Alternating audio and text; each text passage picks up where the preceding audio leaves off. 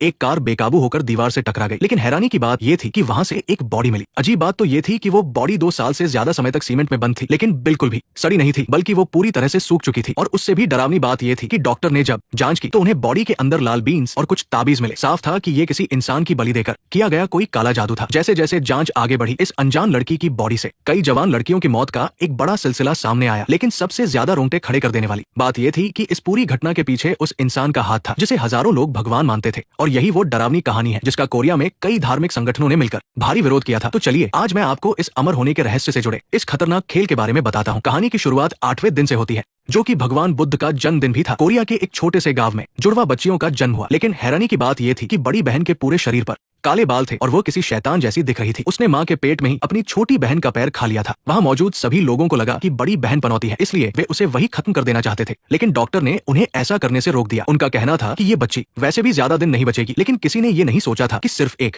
हफ्ते बाद ही उनकी माँ इस दुनिया से चली जाएगी। और उनके पिता ने भी हंसते हुए अपनी जान दे दी। इसके बाद दोनों बहनें अपने दादा दादी के साथ रहने लगी। लेकिन बड़ी बहन की वजह से हमेशा कुछ न कुछ अजीब होता रहता था, इसलिए उन्हें बार बार अपना घर बदलना पड़ता था। जब उनके पास जाने के लिए कोई जगह नहीं बची तो दादा दादी ने बड़ी बहन को एक छोटे से कमरे में बंद कर दिया और हर रात दुआ मांगने लगे। लेकिन दुआओं का कोई असर नहीं हुआ, बल्कि हालात और भी खराब हो गए। पहले तो ढेर सारे पक्षी उनके घर के ऊपर उड़ने लगे और वहां से नहीं गए। फिर आसपास की गायें अचानक जमीन पर गिरने लगी। जब जानवरों के डॉक्टर भी कोई बीमारी नहीं पकड़ पाए तो गांव वालों ने एक तांत्रिक को बुलाया। जब तांत्रिक ने देखा कि गाय बहुत डरी हुई है तो उसने सीधा बड़ी बहन वाले कमरे की तरफ देखा। क्या ये वही घर नहीं है जहां मैं अभी रहने आया हूँ? ये घर तो फिर भी ठीक ठाक है, अब लोग मुझे नहीं देख पाते हैं। खैर वो जगह बहुत अजीब है। आप यहाँ कब से रह रहे हैं? करीब 1 महीने से। और ये गाय कब से बीमार पड़ने लगी? करीब 3 हफ्तों से। जब छोटी बहन लिली ने देखा कि तांत्रिक कुछ लोगों के साथ आ रहा है तो वो तुरंत कमरे में गई और दरवाजा अंदर से बंद कर लिया। दादा दादी ने भी जल्दी से खिड़कियां और पर्दे बंद कर दिए। गांव वाले बाहर से गालियां दे रहे थे, लेकिन तीनों ने कोई जवाब नहीं दिया। पर इस बार उन्होंने खतरे को हल्के में ले लिया था। पेड़ पर बैठे कौवे जोर जोर से चिल्लाने लगे और तांत्रिक अपने चेले के साथ चुपचाप पीछे वाले आंगन में घुस गया। इससे पहले कि वे कुछ समझ पाते उस छोटे कमरे से एक बच्ची के रोने की आवाज आने लगी। तांत्रिक ने बिना देरी किए अपने चेले से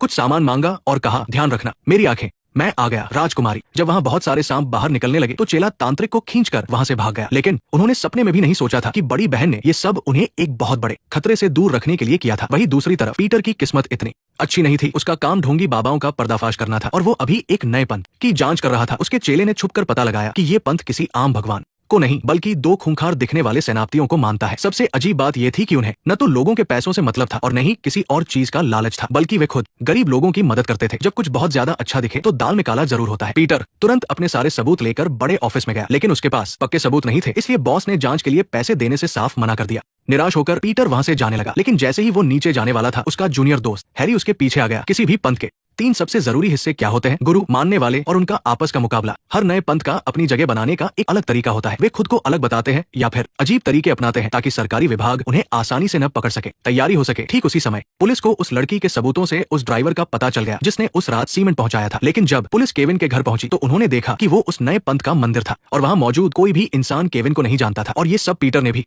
देख लिया था। मैंने कल उसे टीवी पर देखा था, वो टीवी से ज्यादा असल में अच्छा दिखता है। तो तुम यहाँ क्यों आए हो? ऑफिसर, मैंने सुना है कि केविन को झूठे केस में फंसाया गया है। जब उन्हें ये खबर पक्की लगी तो पुलिस के बड़े अफसर तुरंत अपनी टीम के साथ वहां गए। लेकिन उन्हें ये नहीं पता था कि जैसे ही वे उस मंदिर में कदम रखेंगे उनके हाथ से केविन को पकड़ने का मौका हमेशा के लिए चला जाएगा। जॉन ये सब सुनकर हैरान था। उसने कभी नहीं सोचा था कि केविन का भरोसा डगमगाने की वजह बिल्कुल वैसी ही होगी जैसी जेम्स और मार्क की थी। ध्यान दीजिए, ये एक छोटी सी बात है जो आगे चलकर कहानी में बहुत बड़ा मोड़ लाएगी। और कहानी का अगला हिस्सा हमें बताएगा कि बड़ी बहन की हालत अचानक इतनी खराब क्यों हो गई थी। खून से लथपथ जानवरों, रोना बंद करो और रोशनी की तरफ देखो। घुटनों के बल बैठो, अपने आंसू पोंछो और इस सच्ची रोशनी को देखो। ये दर्द ही तुम्हारे भरोसे की पहचान है। ये दर्द तुम्हारे खून को गर्म करेगा और वही खून इस दुनिया को रोशन करेगा। अंधेरे से डरो मत मेरे जानवरों, तुम इस दुनिया की सारी बुराइयों को खत्म कर दोगे और उन बुरी ताकतों को पकड़ लोगे। जब जॉन वहां से चला गया तो केविन अपनी माँ से आखिरी बार मिलने के लिए तैयार हुआ। लेकिन तभी बाहर से अचानक कुछ आवाज आई। उसे महसूस हुआ कि कुछ गड़बड़ है और वो उस मिट्टी के ढेर को घूरने लगा। वो पूरी तरह से अलर्ट था। तभी उसे एक डरावनी हंसी सुनाई दी और कांच पर एक बच्ची के हाथ के निशान बन गए। उस मिट्टी के ढेर के पास एक छोटी सी परछाई खड़ी थी। जैसे ही उसने अपनी गाड़ी की हेडलाइट जलाई सब कुछ नॉर्मल हो गया। हालात बिगड़ते देख उसने तुरंत अपना मन बदल लिया। लेकिन पुलिस को इस बारे में कुछ नहीं पता था। वे अब भी केविन की माँ के घर के बाहर पहरा दे रहे थे। जैसे ही अफसर को अपने आदमी से खबर मिली, केविन का फोन आ गया। जब उन्हें पता चला कि वो अपनी माँ से आखिरी बार बात कर रहा है तो सब उसे पकड़ने के लिए छत की तरफ भागे। लेकिन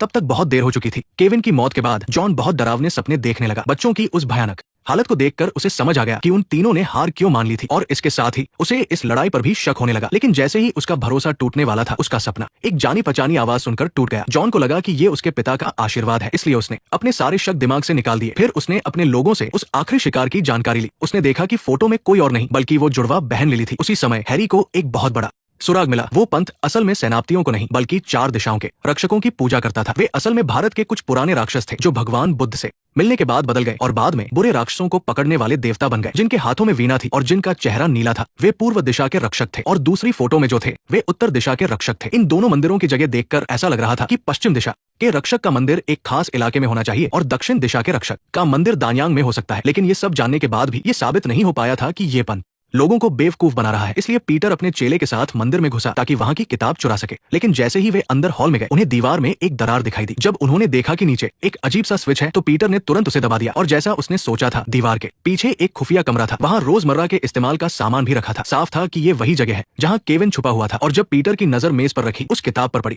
तो उसकी खुशी का ठिकाना नहीं रहा। लेकिन इससे पहले कि वो उसे ठीक से देख पाता, उसके चेले ने उस खुफिया कमरे की लाइट जला दी। वहां का नजारा देखकर दोनों के होश उड़ गए। उन्होंने देखा कि दीवार पर बनी पेंटिंग में पूर्व दिशा के रक्षक की पूरी कहानी थी कि कैसे वो एक राक्षस से देवता बन गया। लेकिन अभी सबसे जरूरी काम यह था कि केविन और उस पंथ के बीच का कनेक्शन पता किया जाए। अपने एक दोस्त की मदद से पीटर ने केविन की पूरी जानकारी निकाली। जब उसने बच्चों की जेल का रिकॉर्ड देखा तो पीटर को समझ आ गया कि दाल में कुछ काला है। लेकिन इससे पहले कि वो और जांच कर पाता, पुलिस ने खबर दे दी कि केविन ने अपनी जान दे दी है। कोई और रास्ता न होने पर उसने उसी किताब से सुराग ढूंढना जारी रखा। हैरी ने उसे बताया कि किताब में लिखी बातें पुरानी किताबों से ली गई है। इसे कई रहस्यमयी किताबों को मिलाकर बनाया गया था। लेकिन अजीब बात यह थी कि हर एक श्लोक को बहुत ही अजीब और खतरनाक तरीके से समझाया गया था। सिर्फ आखिरी पन्ना जो पहले कभी नहीं देखा गया था, उसके बारे में ज्यादा कुछ नहीं लिखा था और उसके अंदर जो लिखा था वो किसी भविष्यवाणी जैसा लग रहा था। उसमें साफ साफ लिखा था कि कैसे वे चारों रक्षक रोशनी को बचाने के लिए सांपों से लड़ेंगे। ये सब समझने के लिए डेविड ने तुरंत उन ग्रंथों को लिखने वाले मास्टर की तलाश शुरू की। लेकिन उसे ये जानकर बहुत हैरानी हुई कि वो आदमी और कोई नहीं बल्कि ईस्टर्न पंथ का लीडर था। जॉन की मदद से डेविड उस मैनेजर से मिलने पहुंचा जिसने पहले उसे मना कर दिया था। उस आदमी ने बताया कि जेम्स सच में वो इंसान था जिसने मोक्ष और ज्ञान की सबसे ऊंची मंजिल हासिल कर ली थी। वो उस समय बहुत एक्टिव था। उसने न सिर्फ आजादी की लड़ाई के लिए फंड्स जमा किए बल्कि आजादी के बाद जापानियों द्वारा चुराए गए खजाने और संपत्ति को भी वापस लाया। इतना सब होने के बावजूद जापान के तांत्रिक भिक्षु और गवर्नर उसे अपना गुरु मानते थे। लेकिन उस समय की खराब राजनीति के कारण जेम्स ने ईस्टर्न पंथ की शुरुआत की और अपना सब कुछ भलाई के कामों में लगा दिया। इसकी वजह से उसका रुतबा और भी ज्यादा बढ़ गया। लेकिन जब उसकी इज्जत और नाम सबसे ऊंचे मुकाम पर था, तब जेम्स ने अचानक से ईस्टर्न पंथ को खत्म कर दिया। इसके बाद वो कभी नजर नहीं आया। कहा जाता है कि एक पवित्र किताब लिखने के लिए वो गायब हो गया था। क्या आपने उसे देखा है? नहीं, मैंने उसे नहीं देखा। शायद ही किसी ने उसे देखा हो। मैंने तो सिर्फ उसके भतीजे को देखा है जो पास ही रहता है। क्या वह अभी भी जिंदा है? मैं पक्के तौर पर नहीं कह सकता क्योंकि जेम्स बहुत पहले पैदा हुआ था और वो एक महान हीरो था। तो अब वो कितने साल का होगा? जब लगा कि सारे सुराग फिर से खत्म होने वाले हैं, तभी असिस्टेंट को पता चला कि जेम्स ने एक बार यंगझो के बाद सुधार गृह में दान दिया था। फाइलों में दर्ज उस जानकारी को याद करके डेविड अगले ही दिन डोनेशन देने के बहाने उस जगह के डायरेक्टर से मिलने पहुंच गया। वहां उसे पता चला कि 20 साल पहले जेम्स ने न सिर्फ वहां एक ट्रेनिंग सेंटर बनवाया था बल्कि वहां के सभी बच्चों को अपने सगे बेटों की तरह प्यार भी दिया था। और उन बच्चों में से 4 लड़के जिन्होंने अपने पिताओं को मार डाला था, उनके नाम रोहन, टॉम, सैम और जैक थे। इन चारों को जेम्स ने गोद ले लिया था और उनकी परवरिश में अपनी पूरी जान लगा दी थी। ये सुनकर डेविड के दिमाग में तुरंत एक बहुत बड़ा ख्याल आया और वो सीधा सुधार गृह से बाहर निकल गया। और जैसा उसने सोचा था, बात बिल्कुल वैसी ही निकली। पवित्र किताब में जिन 4 राजाओं का जिक्र था, उनकी पहचान पूरी तरह से उन चारों लड़कों से मेल खाती थी। और उन 2 राजाओं के सिर के ऊपर जो चमकता हुआ घेरा था, उसका मतलब था कि सैम और जैक की मौत हो चुकी है। तो अब सिर्फ वही एक इंसान बचा है। अब हालात काबू से बाहर हो रहे हैं। अपने इस शक को दूर करने के लिए डेविड ने फिर से अपने दोस्त की मदद ली। लेकिन उसे ये जानकर गहरा सदमा लगा कि जैक की मौत मारिया मैटरनिटी होम में लगी आग में हुई थी और उस भयंकर हादसे में कई माताओं और बच्चों की भी जान चली गई थी। वहीं दूसरी तरफ सैम ने कनाडा में एक परिवार का खून कर दिया था और आखिर में टोरंटो की जेल में फांसी लगाकर अपनी जान दे दी थी। इस सारी जानकारी और टॉम के हालातों को देखते हुए ये साफ था कि बेहद चालाक रोहन ने भी कई मासूम लोगों का खून किया है। उस ढोंगी पंथ की सच्चाई को जल्द से जल्द दुनिया के सामने लाने के लिए डेविड ने अकेले ही उस आखिरी राजा से मिलने का फैसला किया। लेकिन इन सबसे बेखबर रोहन पहले ही सारा के घर पहुंच चुका था। लेकिन जैसे ही वो उस पर हमला करने वाला था, उसकी बड़ी बहन ने अचानक आसमान की तरफ देखते हुए कोई अजीब सा मंत्र पढ़ना शुरू कर दिया। इस खौफनाक नजारे ने रोहन को पूरी तरह से सुन कर दिया। वो अपनी जगह पर पत्थर की तरह खड़ा रह गया। लेकिन इससे पहले कि वो खुद को संभाल पाता, कमरे का दरवाजा अपने आप धीरे से खुलने लगा। कुत्तों के भौंकने की डरावनी आवाजें सुनकर वो तुरंत पीछे के आंगन में देखने गया। जब उसे लगा कि उस छोटी सी झोपड़ी में कोई रह रहा है, तो वो बहुत संभल कर नीचे की तरफ झुका। रोहन इतना ज्यादा डर गया था कि वो वहां से भागकर सीधे मंदिर वापस आ गया। उसने बहुत मुश्किल से अपने डर पर काबू पाया। लेकिन मरने वाले उन सभी बच्चों के चेहरे फिर से उसके सपनों में आने लगे और तभी एक जानी पहचानी आवाज भी उसे सुनाई देने लगी। जब उसे एहसास हुआ कि ये उसकी उस माँ की आवाज है जो इस दुनिया से जा चुकी है, तो रोहन का कमजोर दिल पूरी तरह से टूट गया। इसलिए उसने सारी प्लानिंग को दरकिनार किया और रातों रात अपने गुरु के पास सच जानने के लिए निकल पड़ा। उसे बिल्कुल भी अंदाजा नहीं था कि डेविड उसका पीछा कर रहा है। जब वो उस पंथ पंथ के हेडक्वार्टर पहुंचा तो उसे सीधे जेम्स के सबसे बड़े चेले के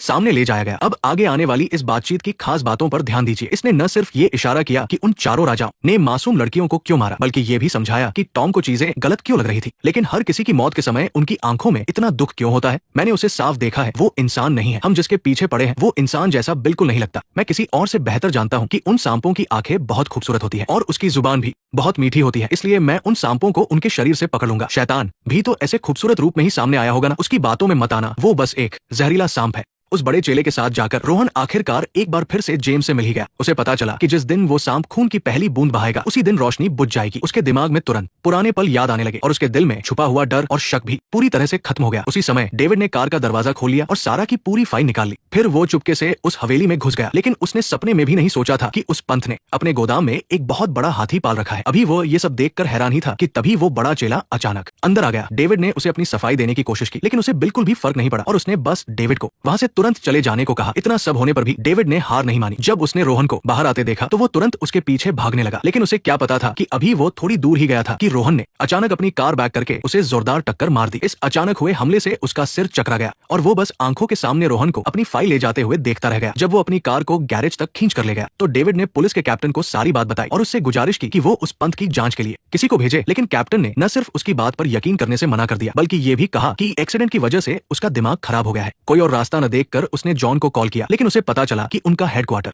अभी तिब्बत के लामा का स्वागत करने में इतना बिजी है कि उनके पास बिल्कुल भी वक्त नहीं है। जब उसने सुना कि मिलने आने वाला इंसान और कोई नहीं बल्कि दुनिया का सबसे महान भविष्य बताने वाला ओरेकल है तो डेविड को तुरंत वो पुरानी जानकारी याद आ गई जो उसने तलाशी थी। जब उसे समझ आया कि ओरेकल से जेम्स की मुलाकात और ईस्टर्न पंथ का खत्म होना ये सब कुछ एक ही समय पर हुआ था तो उसे उसी वक्त समझ आ गया कि कुछ तो बहुत गलत है। इसलिए उसने जॉन की मदद से उस महान ओरेकल से मिलने का इंतजाम किया। मैं मास्टर से मिला। मास्टर वो इंसान है जो मैत्रेय है। आप देखिए मैत्रेय, यिन और यांग मास्टर हम सभी की भलाई के लिए दया, साहस और सही रास्ते की दुआ कर सकते हैं। मैंने देखा था। डेविड ने बिना सोचे समझे तुरंत उसकी बात काट दी, लेकिन उसे ये जानकर बहुत बड़ा झटका लगा कि जेम्स तो बहुत पहले ही अपने इंसानी रूप से ऊपर उठकर भगवान बन चुका है और अब वो अमर है। जहां तक उस किताब में लिखे सांप की बात है तो उसका मतलब जेम्स के सबसे बड़े दुश्मन से है। महान ओरेकल से बात करके ये साफ हो गया कि उस जादुई किताब में लिखी गई ज्यादातर बातें बस उन कुछ खास नंबरों को छोड़कर उसी भविष्यवाणी से ली गई थी जो उसे काफी सालों पहले मिली थी। जैसे ही वो भविष्यवाणी पूरी तरह से दुनिया के सामने आई उसकी बड़ी बहन के शरीर से वो काले बाल तुरंत झड़ने लगे और उसकी छोटी बहन सारा को रोहन एक सुनसान पहाड़ पर ले गया। इसके साथ ही उस पंथ का वो झूठा और खौफनाक नकाब भी हमेशा के लिए सबके सामने आ गया। पादरी भाई, ये एक नागरिक का रजिस्ट्रेशन नंबर है। जब मैंने इसे पहली बार देखा था तभी मुझे लगा था कि ये कोई रजिस्ट्रेशन नंबर है, लेकिन इसमें सिर्फ 10 नंबर ही क्यों है? इसके सबसे आगे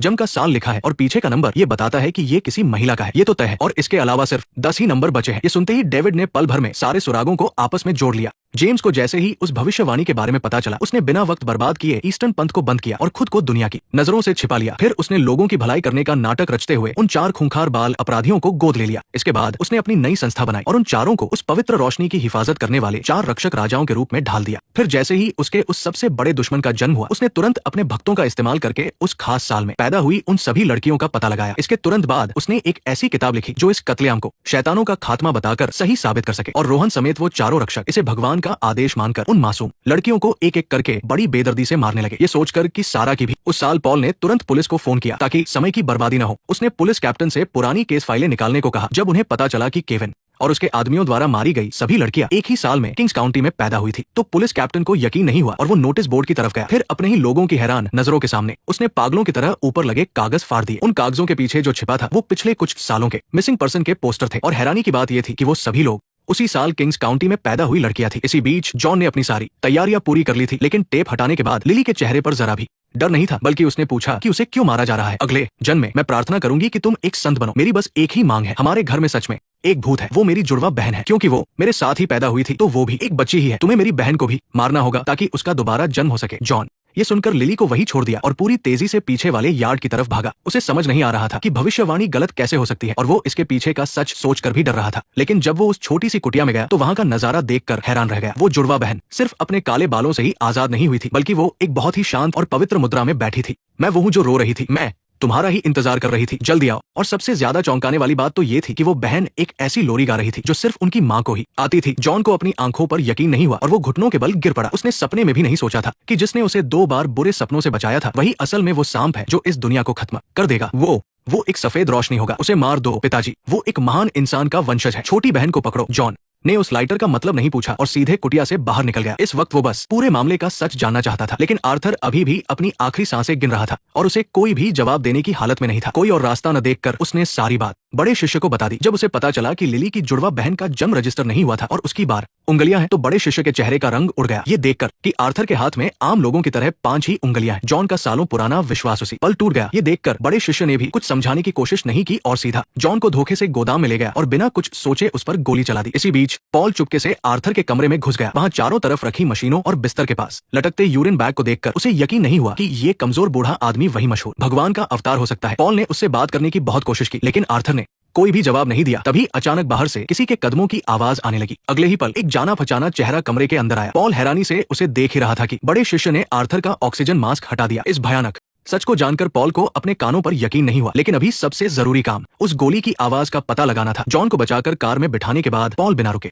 उसका पीछा करने लगा। फिर उसने समय बर्बाद करने के लिए अपनी कार उससे टकरा दी, लेकिन क्योंकि वो पहले मिल चुके थे इसलिए थोड़ी ही देर में उसकी चोरी पकड़ी गई। Silence, silence, silence. पुराने गार्ड की बातों और मिले हुए सबूतों को याद करके अब जाकर पॉल को यकीन हो गया था कि वो बड़ा शिष्य ही असल में वो आर्थर है जो कई सालों से जिंदा है, लेकिन वो उसे रोक नहीं सकता था। उसे इस बात का अंदाजा नहीं था कि जॉन पहले ही चुपके से गाड़ी में बैठ चुका है। जब उसने सवाल किया तो आर्थर ने इस बार कुछ नहीं छिपाया और सारा सच उगल दिया। ये जानकर कि उसने जो कुछ भी किया वो दुनिया को बचाने के लिए नहीं बल्कि हमेशा जिंदा रहने के स्वार्थ के लिए था। जॉन अपने गुस्से पर काबू नहीं रख पाया। जैसे ही उसने आर्थर का गला दबाया, बहन ने अचानक अपनी आंखें खोल दी। नहीं, तुम सिर्फ एक स्वार्थी इंसान हो जो जिंदा रहना चाहता है। ऐसा मत करो। उन बच्चों की कोई गलती नहीं थी, वो हर रात रोते हैं। क्या तुमने कभी उनके रोने की आवाज सुनी है? मैंने नहीं सुनी। वो उदास आंखें सांप के सिर के नीचे होंगी। तुम्हारे सिर पर भले ही 100 क्यों न हो वो भी कम है। सब कुछ उल्टा हो जाएगा, मैं आसमान बनूंगी। तभी जब गाड़ी रुकी तो उसमें से टपकता हुआ पेट्रोल सीधा ड्राइवर की सीट की तरफ बहने लगा। आर्थर को बिना किसी खरोंच के गाड़ी से बाहर आते देख जॉन को तुरंत बहन की कही हुई बात समझ आ गई। इसलिए उसने दर्द सहते हुए आर्थर का पैर पकड़ लिया ताकि पेट्रोल के बहने के लिए उसे थोड़ा और